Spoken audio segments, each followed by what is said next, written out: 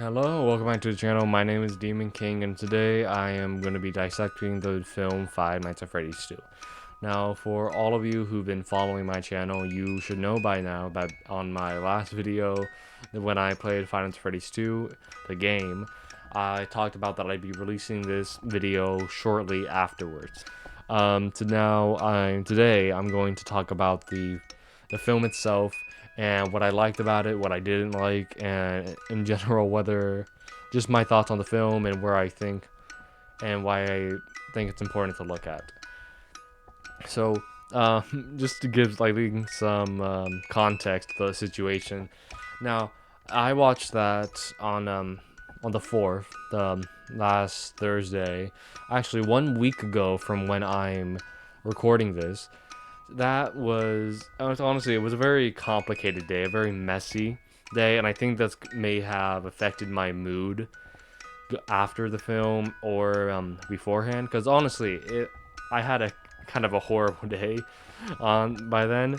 Um, there was just a lot of outside events that were just not helping my mood at all. When I was just trying to keep myself happy and ready to see what I believed at the time was going to be amazing, the best, best thing I've ever seen. More hyped for a film that I've been all year, I think. I can't remember all the films I've seen this year, so I can't exactly say with certainty. But, anyways, and before I actually talk about the film itself, I want to talk about why it's important for me to do a dissection of this film. Now, I don't think I was ever specific when I talked about what I would do for dissections, but I do know that I at least stated I was going to talk about things related to what it was I was doing.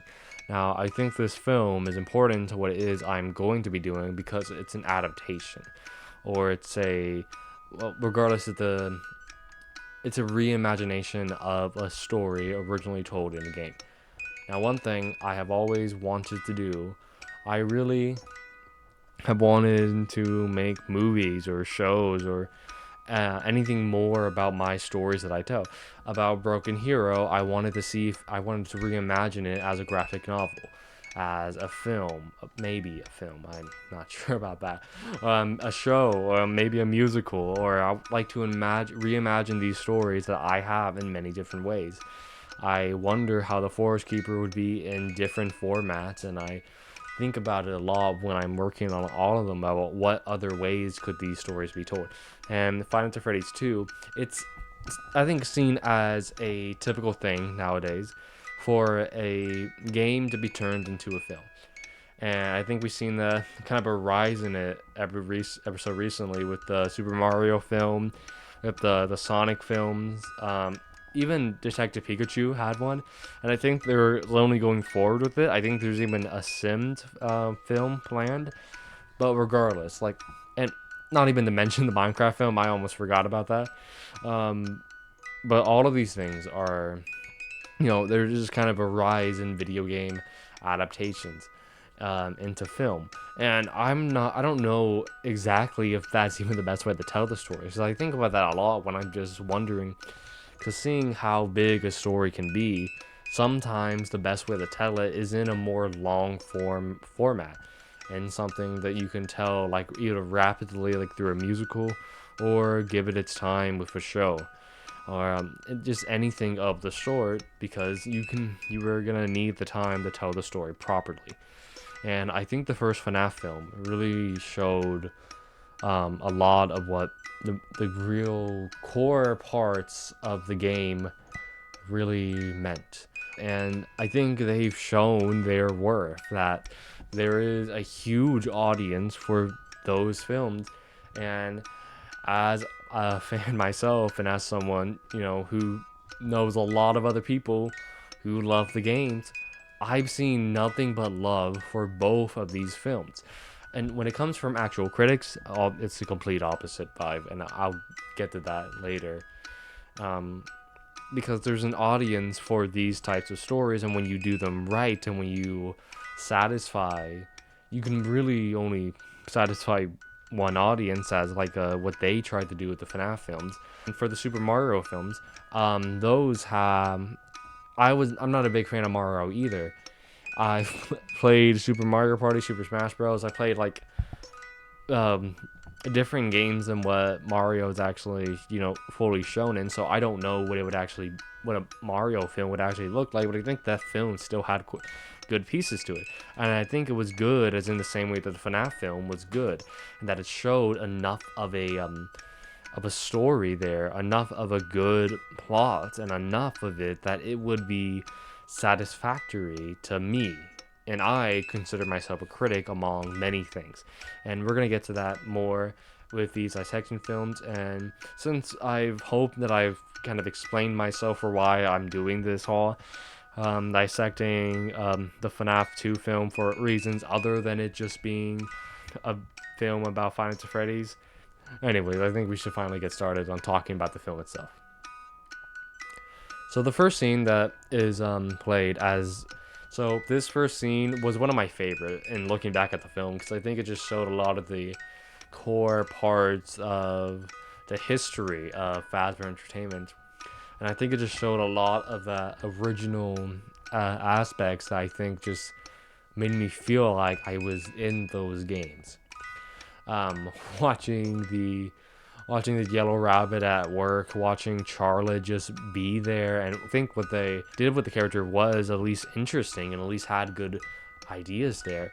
And so they have Charlotte and Vanessa there at the time, which is reasonable to say, and also gives further setup later on for their relationship and their bond. So, and then Charlotte just being completely overlooked and denied by everyone, and that's already something that the game character had in store, that they both were ignored by others around them. Henry isn't around, and because I think that's important, because it's kind of allows for further reveals later on, even though I think a lot of the fans would know that already. So it was always a thing that I thought that would be interesting to see, is that if they're truly making a film for the fans, they have to think about what the fans know. Like, we know that Michael Afton is William Afton's son. We know about the Bite of 83. We know about the Bite of 87. By now, I think there's at least a very coherent and consistent idea of what those events were. We already know about Henry and William and Elizabeth, which we'll talk about her later. We know about all these characters already, so we already know these events. And I think starting with it was really nice, because it was like reimagining it in a different way. And I did like it, at least for its core parts. Showing Charlotte trying to save the kid and getting killed in the process. And also just the whole reveal of the puppet itself, my personal favorite character from the whole game series. And it was just beautiful to see, especially in the way that they did it. I think the way that everything was shot and done was brilliant, and I loved it. And then you go into the opening with the same old FNAF theme, as Scott calls it, and then you go into the film itself, reintroducing us to all the characters, except this time, I believe we are first introduced to Vanessa, or reintroduced to Vanessa. So instead of Mike, it's Vanessa. And she's more of the main character this time around, if you actually want to follow the plot and what goes on with her. You kind of see her grow throughout it as she deals with the aftermath of her father being gone by mostly her own actions. Allowing Mike, to return to the pizzeria, and allowing them to take care of him, getting him spring locked and leaving him behind. I mean, honestly, like, I think there's a lot of trauma that she's going through, and she's fighting against, and you see that in a wonderfully created nightmare or dream sequence. I really loved it. This was the only part that I got jump scared at, and it made me think later on in that part, because there was a lot, because this was when Circus Baby was revealed to the audience, and that's, I think, blew everyone's minds. If I'm correct, I think even the film theorists suspected something about Circus Baby, that she was going to be here somewhere. I think it gave like a small hint to something in the future. But to me, this was like a Chekhov's gun, as in like this was an element that was going to be used later on. Circus Baby was going to make a return because she was there. Created by William Afton way back in the day, and now she's and, she's shown in that one part, in that one scene, and now it's gonna be another thing that Vanessa did not tell Mike, because I really think that this whole sequence, I felt like it was kind of her on her own trying to move past her father, and when it was done, it was done. Like that's how it felt, and as the characters all kind of like deal with Charlotte's shenanigans as the animatronics are sent out, which honestly I felt like there was a lot to be done with the animatronics. I mean, they were beautiful, they were lovely. I loved watching all of them, including the Wizards, including Balloon Boy. I loved watching them at play, and I very much enjoyed watching the animatronics just kill.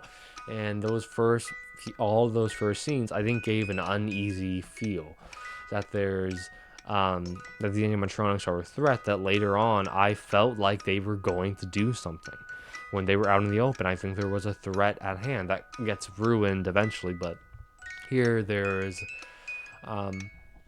here they had Mangle chop up one of the kids, or not kids, I think teenagers or someone.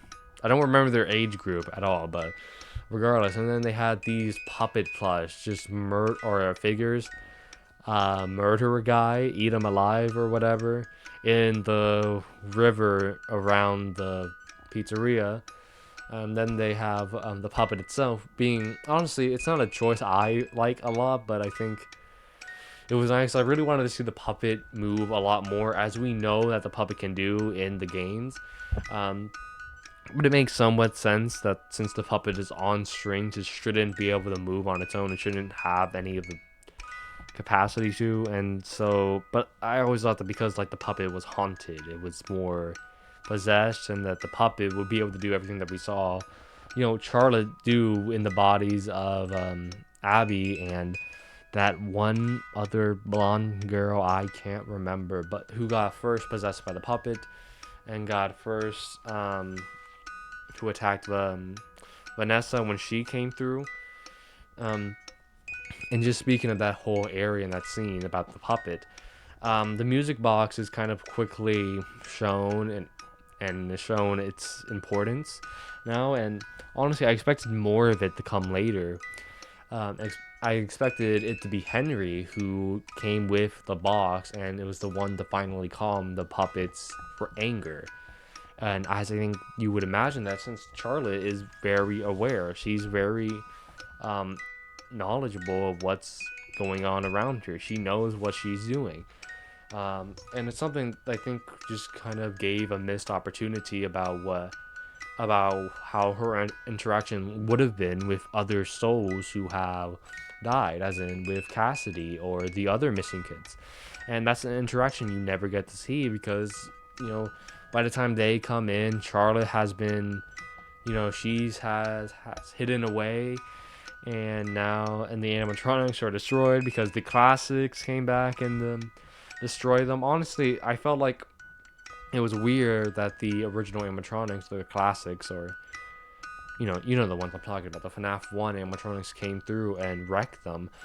I think it was just it was interesting how like they were never damaged at all, but yet Mike was talking about it earlier that like they were destroyed, saying like there's pieces of them there and there and there, and that they were all intact when they came around. Like I would have expected some withering, and Foxy was fine somehow. I don't really know what was going on there. And Golden Freddy was never actually shown again. It was just the kid. And I was always interested about this interaction between Cassidy and Charlotte, because Cassidy, while someone a little more violent, a little more vengeful, as I think we've all seen, and this could also just come of whether or not we are interpreting Cassidy as the vengeful spirit. And I think it's just some a penny for thoughts. But in Charlotte, in the games at least, was a little more, I guess, caring, a little more like a mother or parental figure to these spirits, and was the one trying to put them at rest. I felt like here would be something a little less of that. Um, and it felt a little off that all the toy animatronics were just nothing but evil versions of the main group, because they had no souls. There was nothing more with them to be done, and of course, like, since Mango was already Mango was always going to be difficult to see whether or not Mango was possessed by anything. So, and these animatronics, they go around and they attempt to kill people, parents who may or may not have anything to do with Charlotte. Because in general, I would just think that they would go on a massacre for all adults, as we've seen or heard about them in the main games, that they attack adults or they don't like them. And I think it would make more sense if they were specifically targeting adults instead of, I guess in their words, parents. As it just kind of it just felt weird whenever you hear Toy Bonnie talk about wanting to, kill parents because they don't care. They don't actually care. They just want to like hold you down or whatever. Which also, the voices for Toy Bonnie and Toy Freddy, I think, were good. I know notes are really on that. I mean, I would have preferred more from Toy Freddy. I really would have preferred more from either of those two, because they don't show up for that much at all, and they don't even get to kill anybody. And I think a lot of people were wanting that. They wanted to see these animatronics in action, and then it was kind of just that moment. It was kind of stolen. And that scene um, when Toy Freddy's walking through the Fast Fest, I think a lot of people were thinking that he was going to kill somebody there. He did not. But they kept saying, even later on by Michael Afton, who, it was kind of revealed earlier and then later, who kind of just felt like he was there and then he wasn't there, and then he was there again to be this kind of final boss type. Um, he was saying that they were gonna kill those animatronics were gonna kill the whole town by morning, you know. And I guess it's maybe because I want to see that. I want to see them in action. I want to see them do more than what they were restricted from, because Vanessa succeeded, Mike succeeded in turning the puppet's control off from all of them. I think there was some fun little twist that the puppet was inside of Toy Chica and then possessed Abby. And about the Wither animatronics, who were just prototypes in the film. They were there as sort of another threat that Mike had to deal with, along with Balloon Boy, who really had no scenes, like, at all. He was there in one full shot, and then he wasn't there because then he was killed. Because somehow Mike has the power to just rip off its head, when I guess you maybe just wonder, why can't he just rip off the heads of other animatronics? Or if they are so weak, then why can't they literally just fist fight them? And I think also just one point that kind of brought up later on is that why don't they just run away from them? They're not that fast, as you kind of see how they just slowly move or waltz over. Specifically with the Withered animatronics, that they slowly walk towards Mike. And with the Withered Freddy jump scare, as like when in his classic pose, when he shows up like just over Mike's monitor, you see him there for just a moment, and it's like somehow Mike did not notice him. And yet when Mike has his flashlight up on all the animatronics, they were all just kind of there slowly walking forward, and they just did not seem to be any bit threatening at all. Withered Bonnie was barely there. Withered Foxy was barely there. I just would have wanted to see more, and I would have wanted to see more camera action and trying to see, where they are, instead of Mike just be completely. I mean, he has to. It's his only mission there, to turn off the puppet's control of all the animatronics. but it maybe just felt too easy, or maybe it just felt like a simple moment and just didn't have much relevance.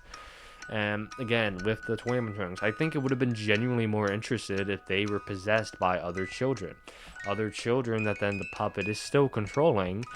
Um, and I think it would have been a more interesting twist instead of Michael Afton turning them back on and making them go on the offensive again.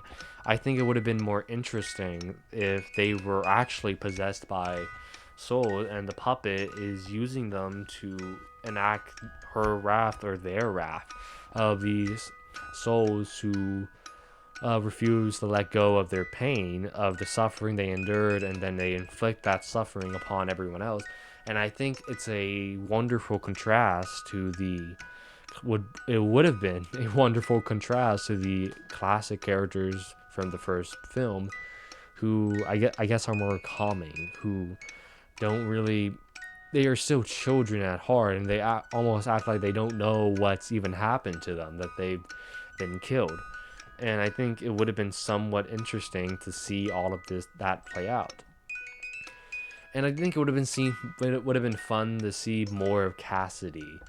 I really think it would have been more fun to see him, as he was kind of just short-lived, and it felt like he was literally there for just a moment, and then he wasn't, despite him being, in my opinion, kind of sinister in the first film.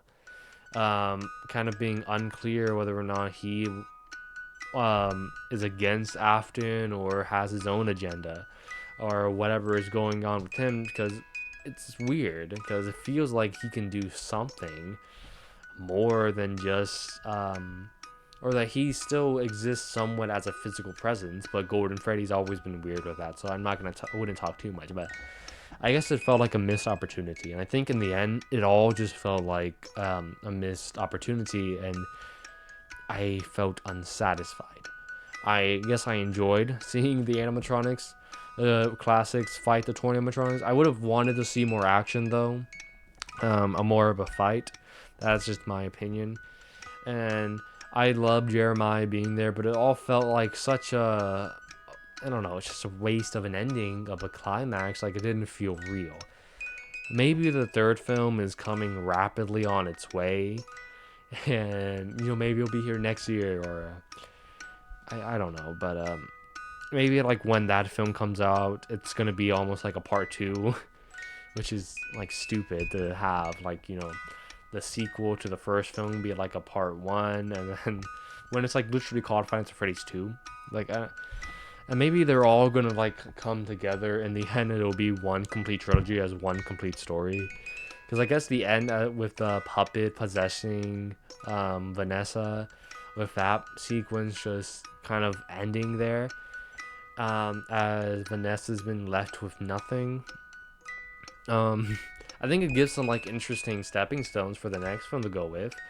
It's something that I would compare to Spider-Man Across the Spider-Verse, as it kind of ends with a lot of interesting parts, but I felt like it has no real conclusion.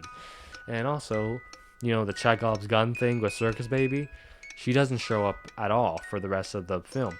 And also, I'm not even talking about Shadow Bonnie, who is clearly just there as like an Easter egg. And so it felt like there was no proper conclusion. And honestly, Mike just coming in with the music box just wasn't satisfying enough for Charlotte to just, run away and not do anything. And also, it was unclear where she would even go, whether or not she would go back into the box, or...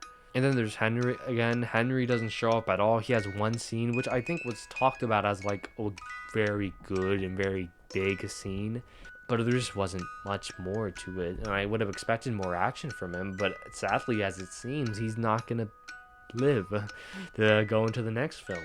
He was just there for that moment, and he was a business partner with William Afton, and there was nothing really more to it. I think there's still a lot to be excited for. The puppet is still around. I just feel like there's a lot of missed opportunities there, and I think also with the combination that I think I was just having a horrible night.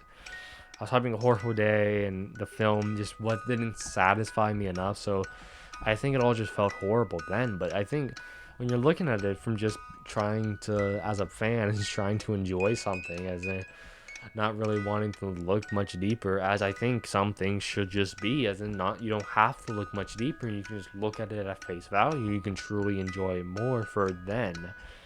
I think that bothered me too when I tried looking too deep into the games and things that may or may not be going on, that I think you can just have great enjoyment and peace at what you do have in these games, or in this case these films.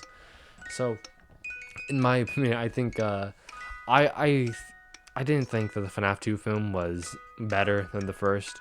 I think it had better frights, and I think it was more horrifying and scary. Even though I think it had less kills than the first, and I think it doesn't kind of fails to have a proper conclusion.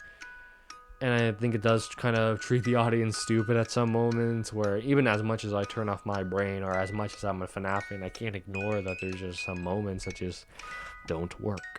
Or there's just some things that kind of are not added on any more than just what we're working with. And I think the whole thing about Mike wanting to fix Vanessa just doesn't make sense. It doesn't make sense to me then. I don't know how much it actually makes sense looking at it.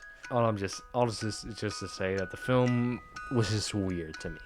And I gave off a weird feeling I wasn't expecting, and I think that's why I didn't initially like it.